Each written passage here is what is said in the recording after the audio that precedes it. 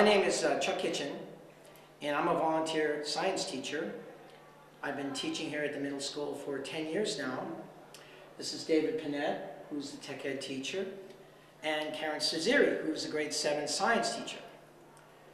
So we're here for the tech fair this year. This is our 9th tech fair, I believe, here at the middle school.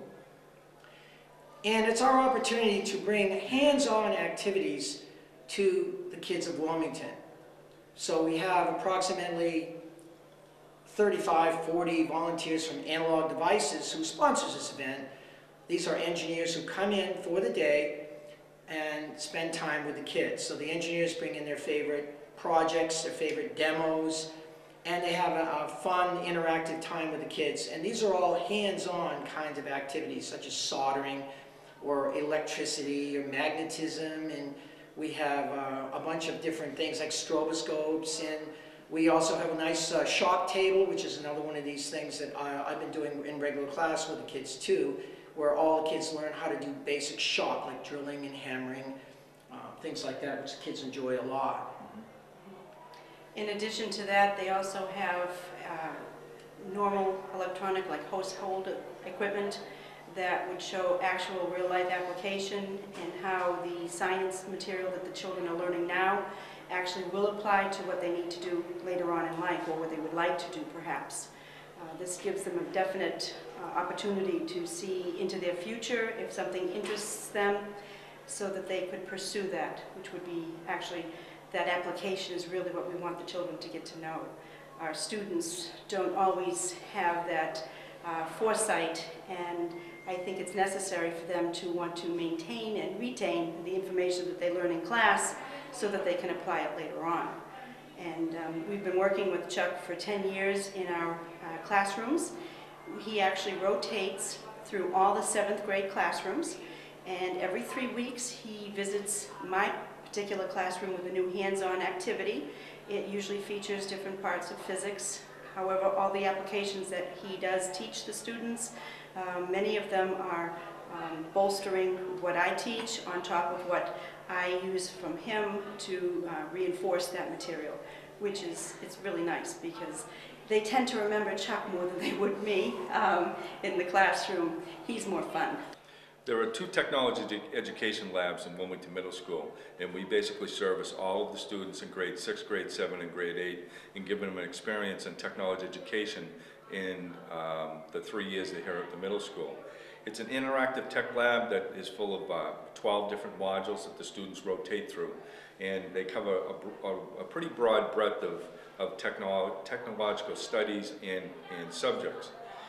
What happens is that with the science classes and what Chuck does in the science classes, and then what he allows and facilitates to happen with this tech fair, everything basically melts together, and it dovetails what's being done in the science class, and it gives them real application examples of what they not only do in the class, but what can be done outside, and also what electrical engineers do as part of their everyday job. So what it does is it gives kids basically a culmination of what they do in the present, and then a look towards what they may do in the future.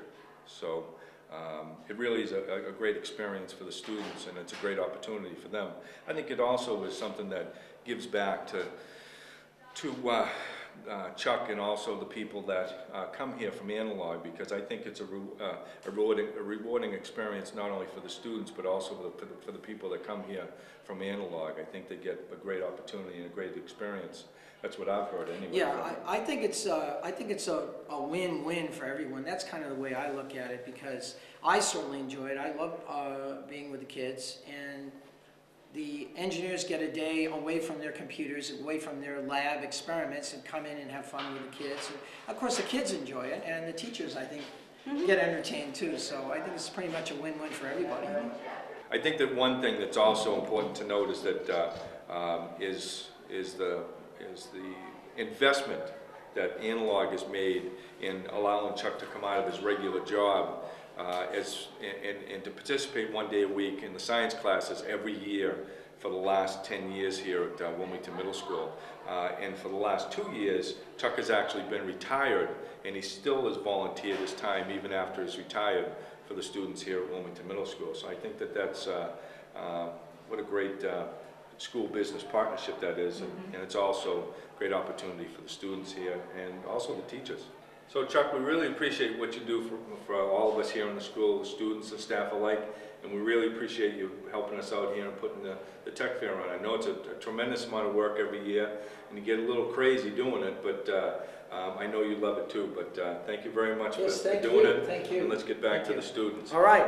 Here is one of those black squares, and if you get some nitric acid and stick it on the surface, right, it'll eat the plastic away, and sure enough, there's a microchip. Oh, See it? I see it And definitely. so, we're going to talk about how we make microchips at Analog Devices. And in particular, I'm going to talk about this little guy here.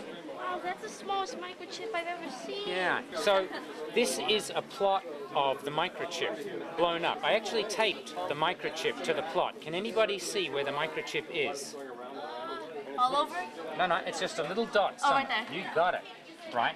So on that little microchip is everything that you can see on this poster, right? The scales here are microscopic. We have to work at large magnifications. This plot is 300,000 times bigger than the microchip itself. For real. But everything that's on this big plot, really, that microchip. An area like this here, and I blow it up on another magnified tiny little speck of area on this chip. And so you bring this up on your computer screen, the blue wires and the red wires all connecting these transistors together. Try the metal guy? No, right the joints. You gotta be careful. You gotta be right Bring the solder. You can heat both of them up and then touch the solder in to, we'll clean it up for the next time. This is a solder site. It's right through there. So this is a little wire that's attached to this all the way through. That's the wires from these things on the other side. So you can take out one of these, read 2 or 3 times. It has a soldering iron in one hand.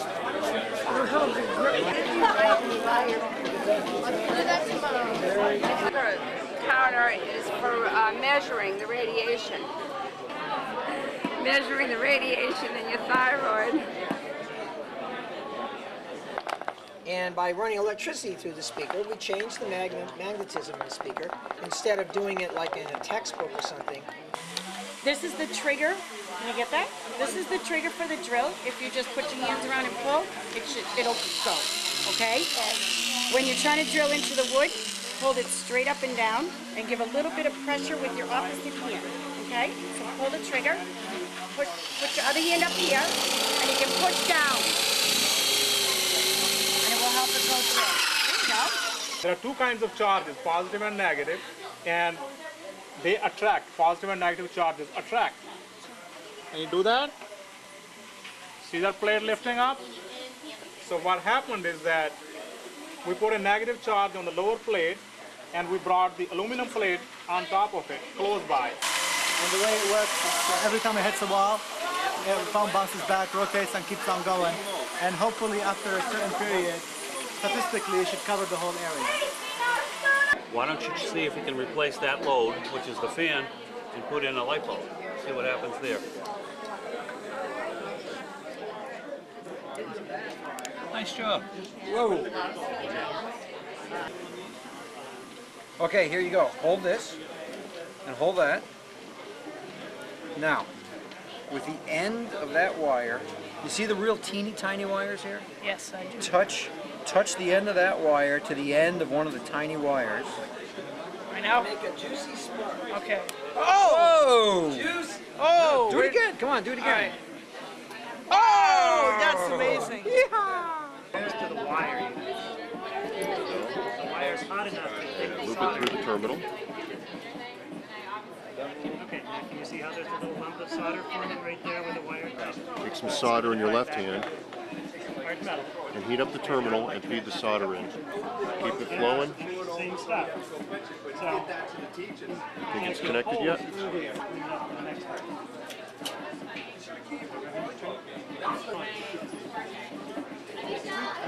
starts out cylindrical because it got spit out of the nozzle, but then surface tension wants to pull it back into the shape of a sphere, but inertia causes it to overshoot, so it flattens out.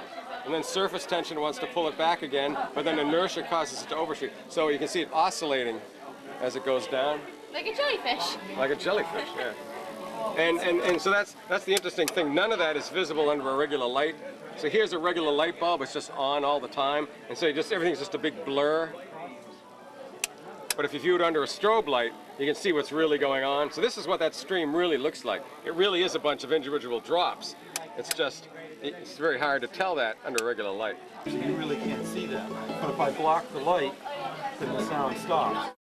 A incandescent light bulb would wear out if you flashed it really fast. G'day, I'm Mick Muick. I'm a design engineer at Analog Devices, and I'm here at Wilmington Middle School at the Tech Fair, and I'm trying to teach the young kids here that technology can be really scary complicated if you look at it as a whole, but we all work on little pieces of it, and that in doing math and science, that will all turn into something that they can work on with a way cool job and do small pieces of really high technology, and it all gets put together and turns into wonderful equipment like iPods or computers and laptops and so forth.